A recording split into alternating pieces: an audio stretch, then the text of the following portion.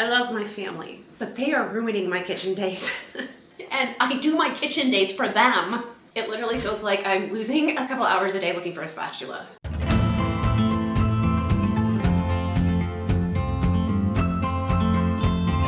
With 2 adult kids, 2 teenage kids, and then the others coming into the kitchen for snacks, and then me and my husband cooking. It's just, well, you've heard the phrase, too many cooks in the kitchen. I've come to the conclusion it's time to do something really big and really drastic, as well as some minute deep cleaning and organizing. So come along as we tackle some common kitchen problems, as well as some larger family kitchen problems on this chilly spring day.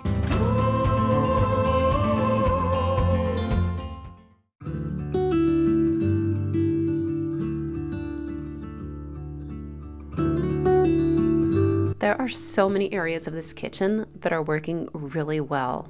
So many of the methods that I developed over the last couple years, they lead little to no improvement, but then there's other areas that are working okay, but need some help.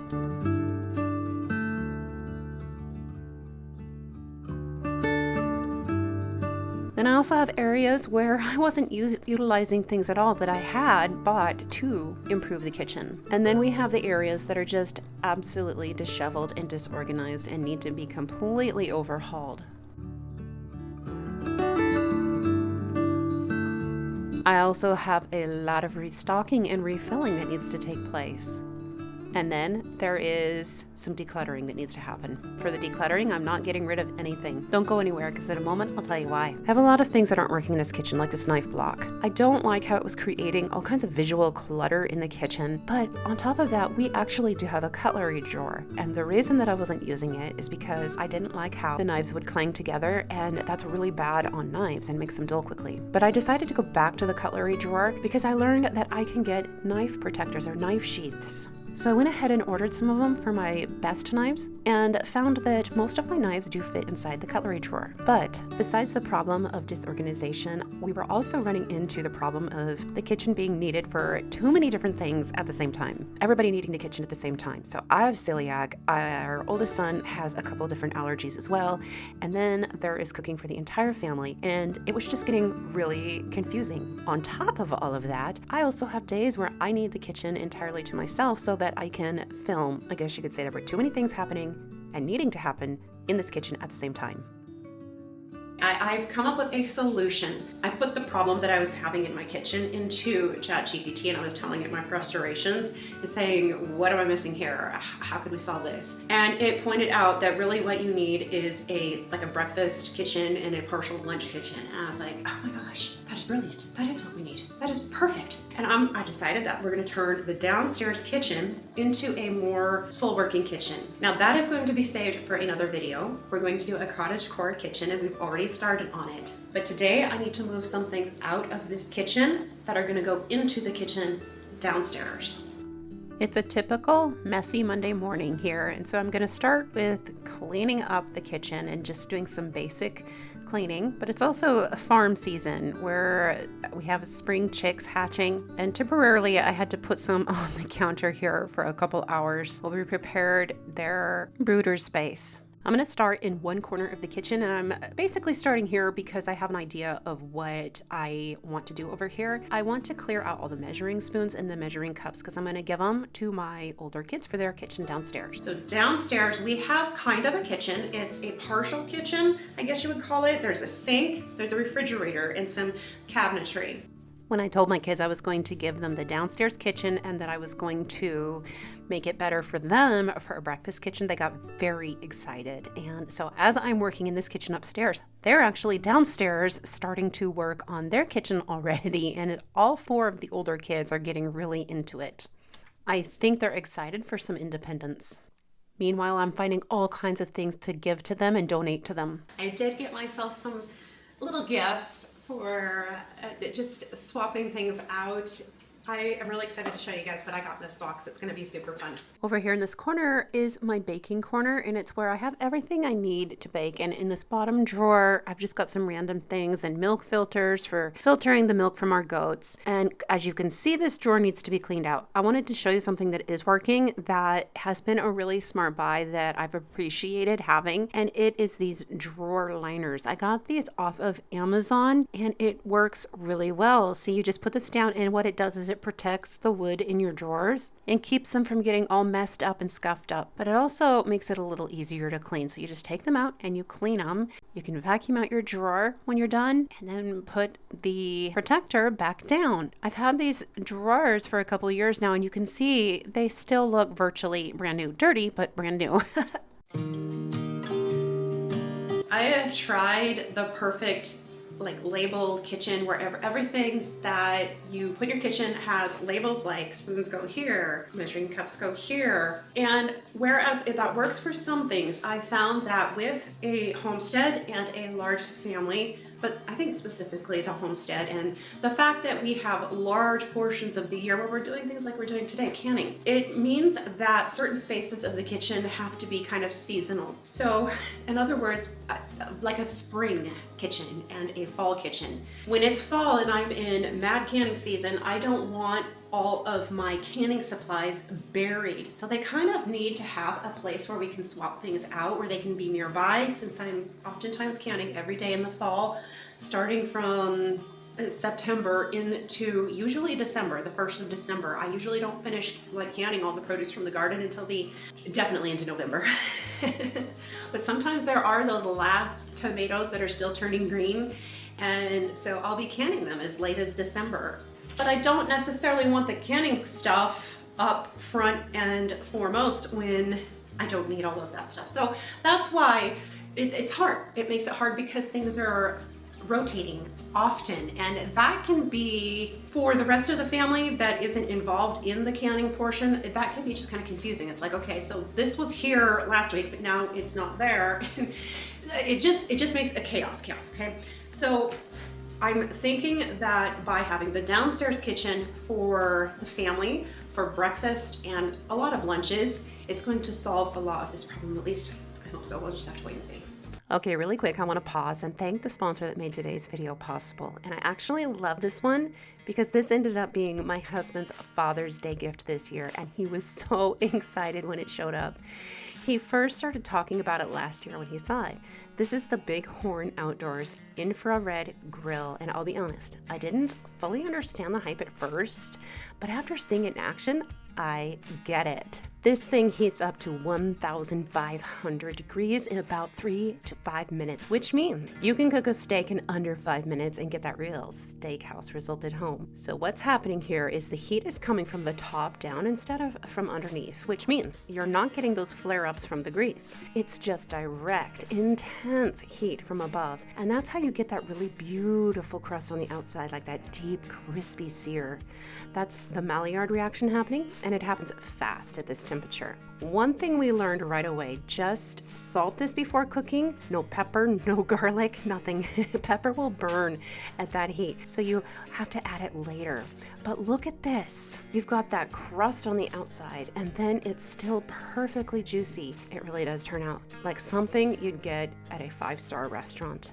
And the drip tray underneath, it catches all those juices, so you can even use that to make a sauce, which is really nice. But it's not just for steak. You can do pizza. There's a pizza stone. You can do salmon, vegetables. There are multiple rack levels, so you can cook things at once, which honestly makes it really practical for feeding a family. And it is simple to use. It took just a few minutes to set up, and all the racks are stainless steel and dishwasher safe, which makes easy cleanup. So if you're trying to think of a Father's Day gift, or honestly just something for the guy in your life who loves to cook or be outside, this is a really good one. If you want to check it out, I'll have it linked below.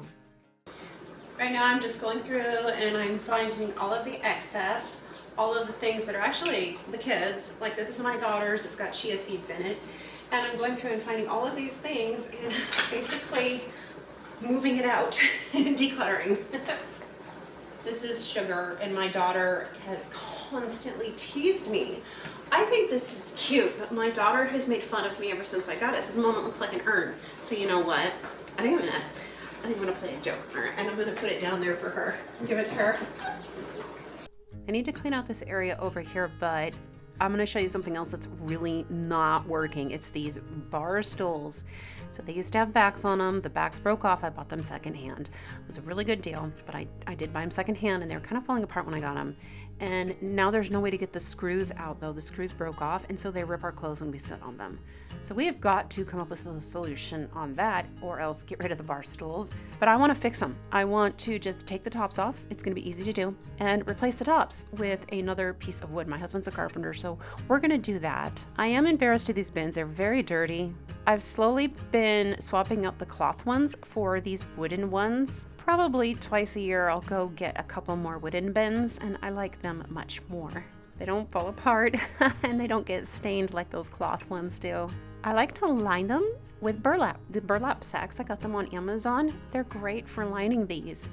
They're also great for all kinds of homestead things like potatoes. Now in this picture you can see the cookbooks. I have cookbooks in 3 different places in this kitchen, and today one of the things I'm going to fix is I'm going to find a place where they can all be in the same general area at least. Another thing I have to tackle is the containers. We have to come up with a solution for organizing our containers. This whole space underneath the island has been kind of annoying me lately. All of the bins need to be cleaned out and organized. This is where I keep the metal bowls that are for the kids, but some of them are actually in here and are for the farm. These towels are, oh my gosh, when I discovered using these towels for washing garden produce, it was a whole new world. So I get a special colored towel, the brown ones, and they are specifically and only for garden produce. I love having these stainless steel metal bowls because they're not breakable. All right, let me tell you about the island. There is nothing in a kitchen like a well-made and well-organized island. We have a very large island here, and it's a slight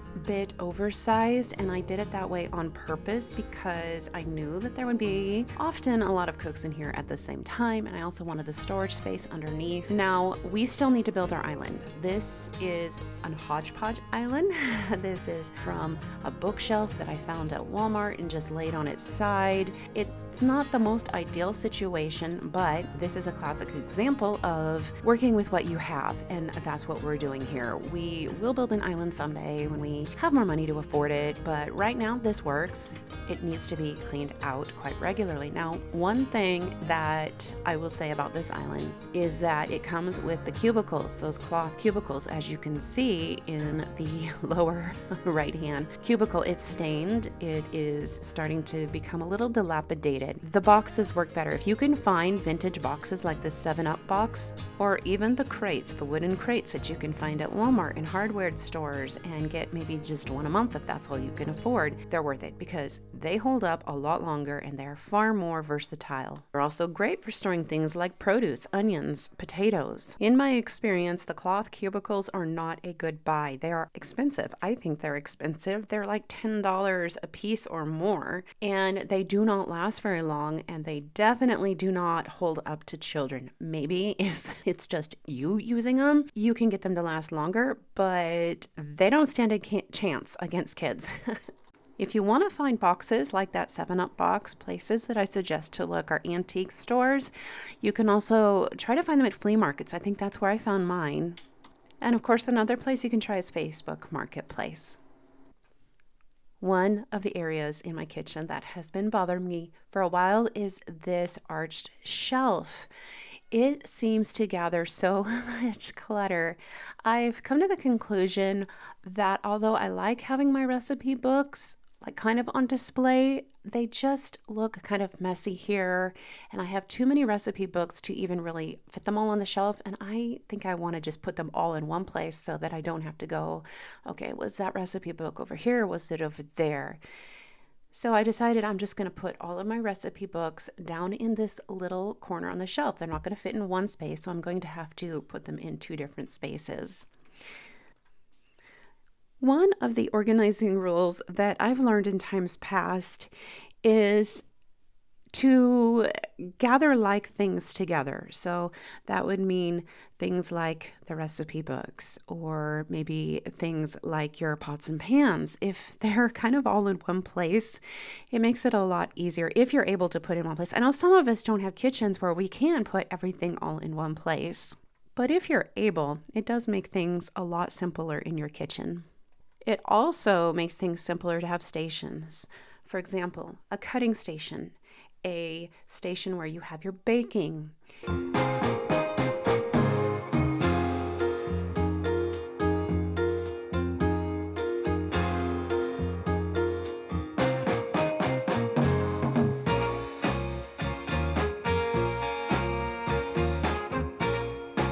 I am really tickled here. This is the first box, actually the first 2 boxes that I filled up of things that I don't need upstairs that can go in the kids' kitchen downstairs. So I'm excited to show them everything that I have for them, and it's going to make their lives so much simpler to have their own little space for all of their things. And I just got myself a whole bunch of space in my kitchen.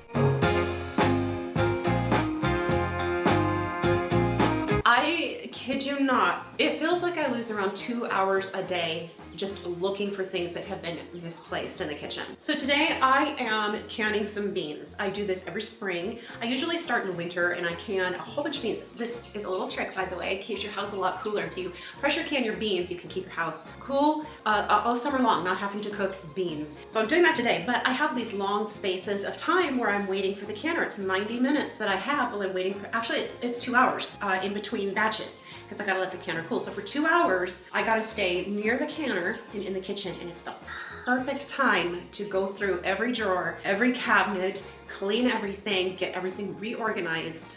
One of the things that's been bothering me in my kitchen is I have a hodgepodge of bowls because I get them secondhand, and whenever I see them at the Goodwill and they're in good shape, I will snag them. Well, I'm at a stage right now where a whole bunch of my bowls are chipped. It's actually not good to use chipped bowls because some of them can have lead, so when they start getting a lot of chips, it's good to replace them. Now, none of these cost me very much, and what I've decided to do is I'm going to give these bowls, the hodgepodge gathering bowls that I found here and there, and I'm gonna give them to the kids for downstairs. Not the chipped ones, of course, just the ones that are still good. And I'm going to get some brand new bowls for myself. Now, before you go thinking, oh, how extravagant, I am going to the Dollar General because I have a plan. I want to get the clear bowls. I want all matching so they all stack together and they're not like haphazardly stacked here, because that's part of how I think they got chipped, is they don't stack very well. So I went to the Dollar General and I got these for $1.50 a piece. You just can't beat that. I wanted clear because I thought that they look nice. Also, I got overwhelmed trying to pick between all the designs and colors. I looked at some on Amazon and they were so pretty, but like I said, I got overwhelmed really quickly trying to decide what to get. So I decided, you know what? I'm just going to go with clear because then it will be all about the food. And I thought that would work really well for YouTube videos too, because when I go to put things in bowls, you can't really see inside of them unless I am photographing from above or videoing from above. So I thought, well, this will work great for us and it'll work great for you guys too. And they're super affordable. Most of the bowls on Amazon were $25 to $30 for just 6. I was able to get all of my bowls, like at 12, by the way, and I got them all for 19 something. They were out at one Dollar Tree, so I had to message my husband and ask him to pick up some at another Dollar Tree in a town he was in. So moral of the story, you might have to hit up a couple different dollar stores or Dollar Trees to find what you're looking for. But so far, we're really liking the clear bowls because they're very durable. And I'm pretty sure that since they're clear, they don't have lead in them. Speaking of clear, I've got the ball jars here. I went and I got another case of them. I just got the ones at Walmart. I decided I wanted to make my shelf that is next to the stove a little more functional. Now, someday we want to build a built-in piece next to the stove. But for now, we have this adorable shelf, which I love. But I want the items that go on it to be a little more usable for every day, or at least a couple times a week. Taco seasoning. We go through so much of it that I want it within reach, and I don't want to have to walk all the way to our other pantry, which is strangely actually in the living room. It's the way the house was laid out. But I want to have the taco seasoning and the things that I use a lot of and use often next to the stove within reach. I'm realizing I can put half-gallon size jars on this and it would use more real estate space going up. And so I think that's what I'm going to do. Thinking about using real estate space going upward instead of out is especially important if you have a tiny kitchen.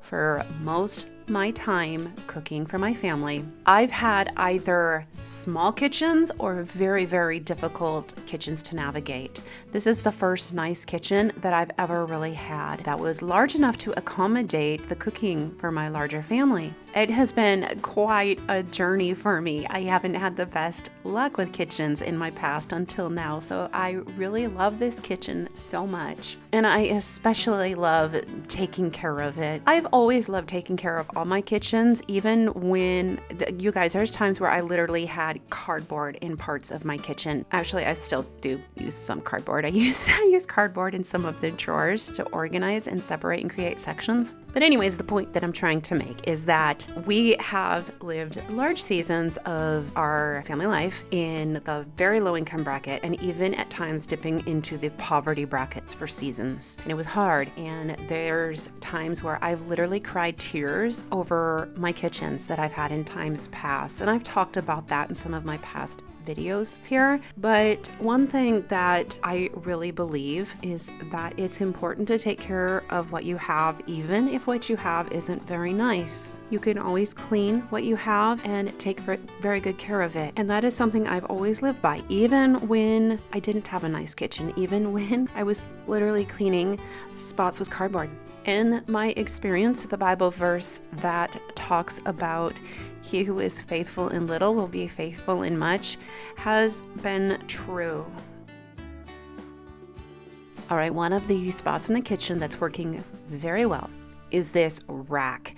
This rack is so nice. One reason this rack is nice is because I do have a cast iron or a porcelain sink. I can't remember what it's called. It's iron, it's cast iron, but it's coated and it can get chipped easily if something really heavy, not easily, but if something is dropped in it, it can get chipped. The sink already does have a couple little chips in it, but this rack has saved our sink. Not only that, the rack makes it easier to keep things clean. It does need to be cleaned itself, but I found there are just so many benefits to having this rack, and ever since I got it, it's been one of my very favorite things about the sink area. And the other favorite thing about the sink area is this little basket. Look at this basket. My husband replaced this for me one time. He had never seen one before. He's a carpenter and he was doing a house for somebody or helping somebody with a remodel, and they got one of these, and that's where he got the idea. And so this is another one of my very favorite things that is working really well in the kitchen. Two more things are this little pot, this plant holder, and incense. Let me explain on both. Plant holders have a little hole in the bottom to drain water. They work exceptionally for holding things like your SOS pad or your sponges or your things that you want the water to drain from. And incense gets rid of food odors like nothing else. I love Nag Champa. Whenever we burn something, or whenever we want to get rid of food odors, incense is what we use, and it does the job perfectly. It is a wild spring we're having. It is snowing outside again. I was so worried. I was positive that this snow was going to kill the couple rows of vegetables that I had planted in the garden, but you know what? It didn't. I'm still going through and decluttering a lot of things. I had too many soap pumps, so I decided I'm just going to keep 2 at the sink and send the rest downstairs. Speaking of downstairs, I am finding a whole loot of things that I can let go of and send downstairs for the kids. As I'm upstairs in my kitchen, I can hear them downstairs having a grand old time, getting their own kitchen set up, and they're just getting more and more excited, I think, to have a little kitchen of their own. Meanwhile, I am having a grand time reclaiming my kitchen from the chaos. Here's a little before and after.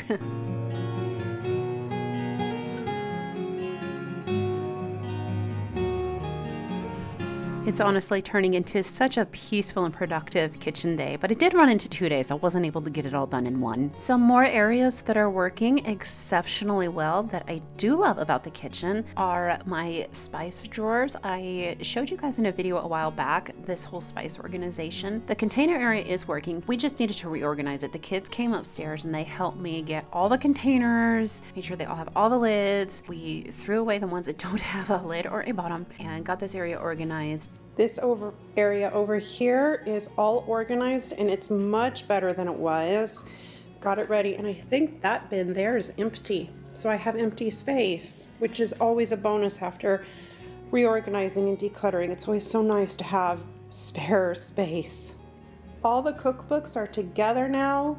This whole area is so much better organized, and we have our cups in here now, our to-go cups, which is going to be nice to have them in here and not disorganized. This is the whole baking corner. Everything needed for baking, pretty much anything, is in this corner within reach. Overall, this baking area is working very well. I've got my flour grinder area. These are my flours. These are in the windowsill. These are all of the baking things like cinnamon, baking powder, baking soda. It's working very well, this baking corner. There's more baking things over there, like different flours. Okay, much better. This thing is a really good buy, by the way. Extremely handy. I got the Utopia one, and I highly recommend it because it stays together. See, it doesn't come apart easy. I did go ahead and I ordered the one for foil and plastic wrap for all of these things here because, as you know, the boxes just fall apart and it drives me nuts. So I ordered this because obviously, like, look at here, all of these things the boxes fell apart on. And I thought, I'm so sick of that happening. It always happens. Like, look, every one of them falls apart. At least it does for us. So I'm going to get one of these. I assume it's going to work just as well as this. This is our vacuum pack, our Zwilling, which I'm not as impressed with it as I am my new freezer vacuum sealer. I have a lot of kitchen videos that I've done, a lot of kitchen organization videos. I have a whole kitchen organization series on here. And through all of the years and the time cooking for my family and organizing the kitchen, reorganizing the kitchen, there are so many things that we found that work for a time, but then there always comes a new season or a new growth. And that's where we're at right now. We have got to come up with some new solutions. For a long time, I have been thinking that the problem is improper organization in the drawers and that I needed a better system. And then I realized it's not that. That's not what I need. We just have too many people using this kitchen. Now we're gonna keep this kitchen up here as like the family kitchen where we all cook together. I don't want my family in here cooking anymore without me though. They just don't have the same standards. We do not have the same standards, and I'm tired of trying to like force everything to be a certain way. As mentioned, I do have another video where I'm going to show you guys the whole downstairs kitchen makeover that we did. So I do hope you'll come back for that. To recap everything, having a good kitchen day or 2 kitchen days a month at least really seems to make such a big difference in overall kitchen organization, efficiency, performance. Personally, I find that kitchen days are a little bit like therapy. Now, sometimes they can get to be a little bit long if I get in over my head, but if I take it in chunks and make it manageable, they're a lot more pleasant. And it worked out so well to have this kitchen day in between canner loads of canning all of our beans for the summer and coming year.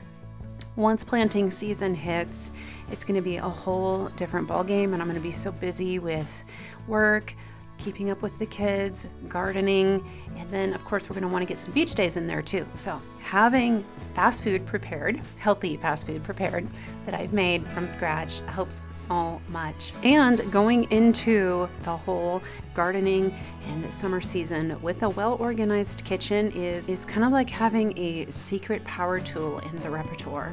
And this is one of the lessons that I've learned over my past decades of homemaking. I've been learning homemaking skills and building homemaking skills for over 30 years. I've been a wife and a homemaker with my very own home for over 20 years. I've found that whenever you're getting ready to go into any kind of a busy season, and whether it's starting a homeschool year or starting the gardening season, it's always nice to do a big kitchen overhaul first. If you enjoyed this video and are interested in learning more from me, I do have a homemaking course. If you would like to check that out, I will drop it in the description box below for you. I actually have 2 homemaking courses. There is the basic one that is all things homemaking from a whole woman standpoint, not just the nitty gritty homemaking details, but homemaking for the whole woman, mind, body, and soul. And I have another homemaking course for women that are coming from a place of a background with trauma and ADHD, perhaps, or PTSD, as well as just general overwhelm. It's just kind of a course for homemakers that are drowning. I do have a third option, which includes both courses, so you can check all of those out in the description box below. I hope this video has blessed you. Have a lovely week.